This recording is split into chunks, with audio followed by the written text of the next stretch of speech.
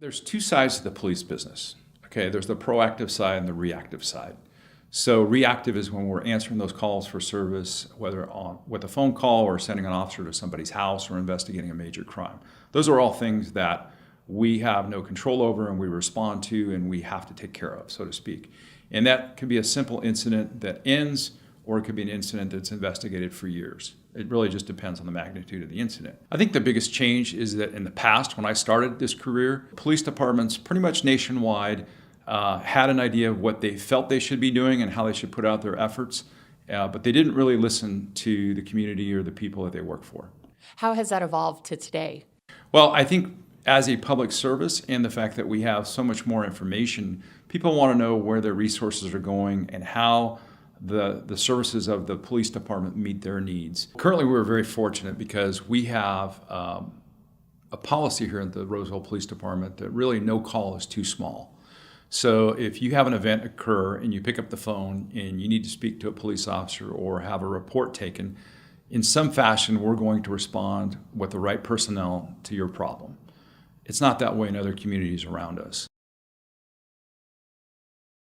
It's a much better investment if you can prevent a crime or make a location more hardened so that we don't have crimes, or that people call us when crimes are in progress so that we can get there and do something about it. So it's the outreach, the prevention, those things give us a better dividend than trying to catch it on the back end and solve the crime and apprehend the responsible people.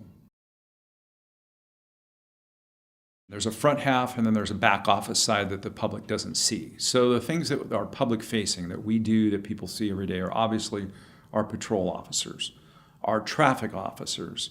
Those are the ones who they see out in the community, and our primary answering point for contact with the public is communications, our dispatchers.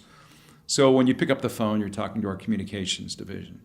But we have a bunch of other units that provide services they never see. For instance, our records division. Unless you come to our public counter or you need a report, you rarely ever see the people that do all kinds of legal requirements for us in our records division. We also have a property and evidence section. So the property side takes in about 17,000 items a year that they have to somehow safeguard or safekeep. And then we've got our own version of CSI Roseville, so to speak, who processes the evidence or the scenes. And again, that's something that the public doesn't generally see. We have a social services division that works to try to find answers for people in the community that are mentally ill, or maybe they're homeless, or they need some services. So we can try to reduce our calls for service and enforcement actions with people who really don't have a law enforcement type problem. We also have a very proactive community outreach section in the police department where we go to a number of meetings and we try to work with the community on crime prevention.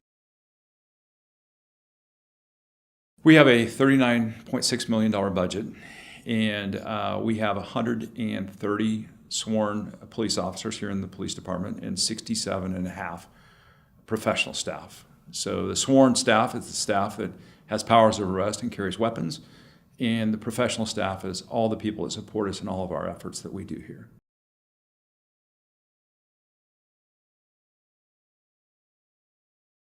Examples would be proactive units like the traffic division. So the traffic division goes out, they know where the collisions are, they know where the hazards are, where the violations are, and they try to reduce those violations and reduce those collisions. There's no law that says a police department has to have a traffic division. So a traffic division would be one place you would want to look at and say, well, maybe there's got to be reductions there.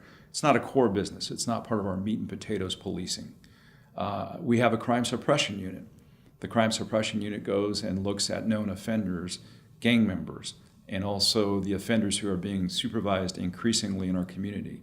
And they go out and try to supervise those people, stay in contact, and prevent crimes both by keeping them in compliance as well as arresting the offenders that we know are active. Again, that's a unit that you don't have to have. They don't respond to 911 calls. That's something that would be open for reductions. Our social services division is very helpful because we're trying to reduce the calls for service we get from people with social services type issues. But again, it's not a mandatory thing that we have to have.